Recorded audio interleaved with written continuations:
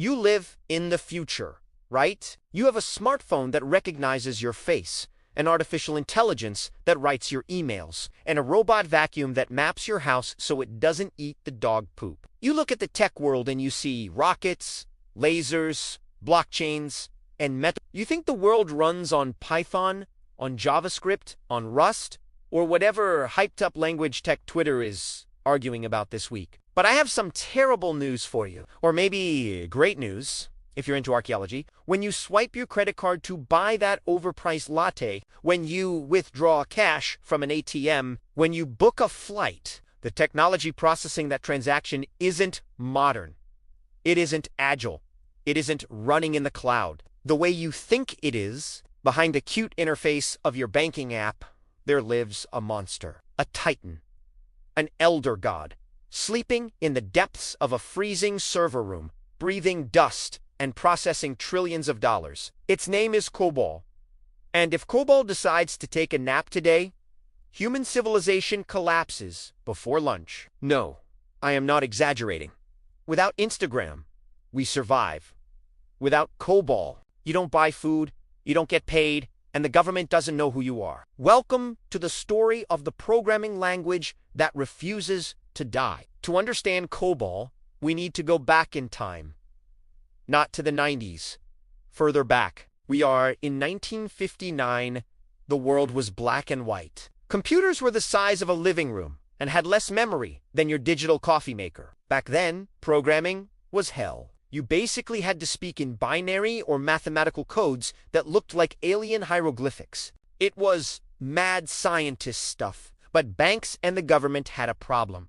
They needed to process payrolls, inventories, bills, boring stuff, office stuff, and they didn't want mad scientists. They wanted accountants. Enter our heroine, Grace Hopper. Remember that name. Admiral Grace Hopper wasn't your average grandma baking cookies. She was a Terminator grandma.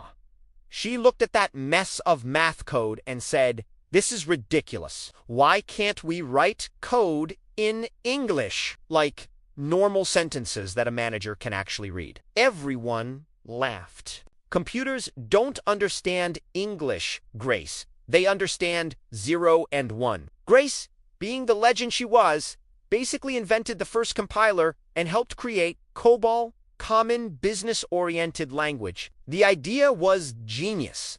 A language so simple and verbose that even your boss, who doesn't know how to turn on the projector, could understand what the code does. Instead of writing x equals x plus 1, in COBOL you write, add 1 to counter. It's like you're shouting orders at a very obedient and slightly deaf soldier. Move cash to wallet. Perform calculation until rich, and it worked. It worked so well that everyone started using it. Banks, insurance companies, governments in the 60s and 70s. If you had money, you used COBOL. They wrote millions of lines of code. Billions. They built the foundations of the global economy on top of this language. They thought that in the future we would replace it all with something better. Spoiler, we didn't. Now you ask me. But narrator, that was 60 years ago. We have quantum computers now? Why the hell does the bank still use this ancient relic? Excellent question. The answer is simple and terrifying. Risk and laziness. Imagine you live in a house. An old but solid house. The plumbing in this house, the COBOL, was installed in 1970. It's ugly. The pipes are thick, noisy, and made of a metal that doesn't even exist anymore. But water comes out of the faucet. Always, it never fails. The pressure is perfect. You want to replace this plumbing with new smart plastic, pipes Java, Python, but there's a catch. To change the plumbing, you cannot turn off the water. Not even for a second. The water must keep flowing while you break down the walls and swap the pipes. And if a drop leaks, you lose $1 billion. And if a pipe bursts, the country's economy breaks. Would you risk it? No bank director wants to be the guy who says, "Hey, let's modernize the system," and accidentally deletes the account balance of every customer in America.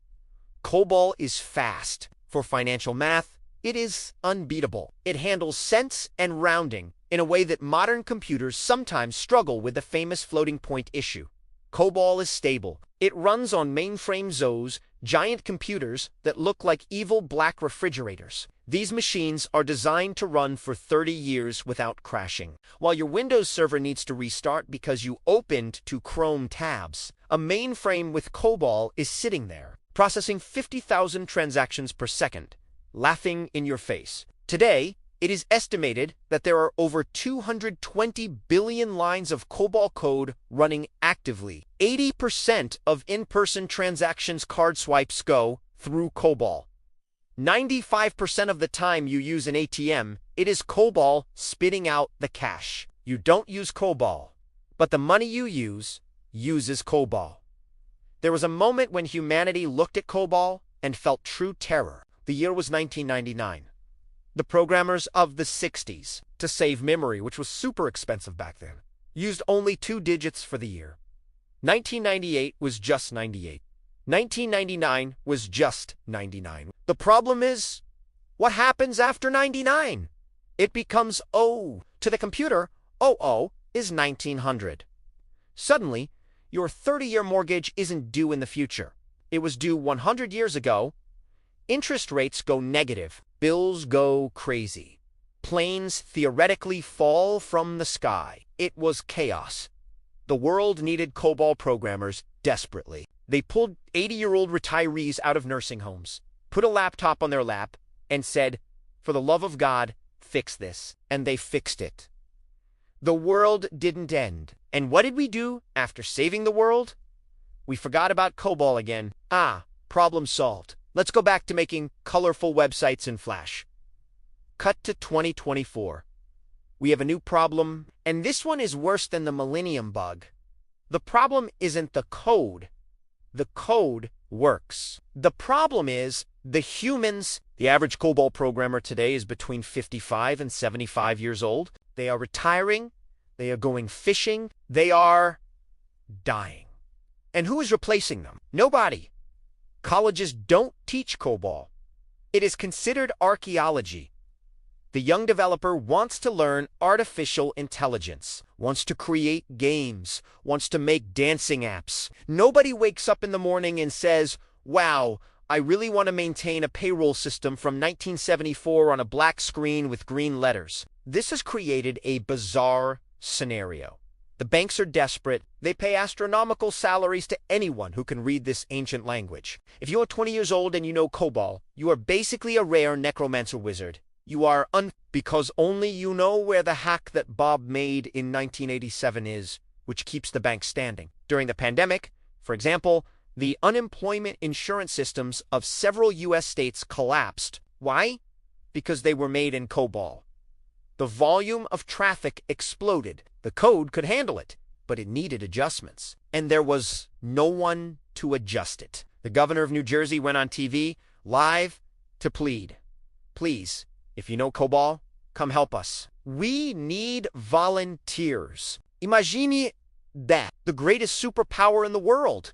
Begging for programmers of a dead language to save the economy. But, narrator, why is it so hard to learn this?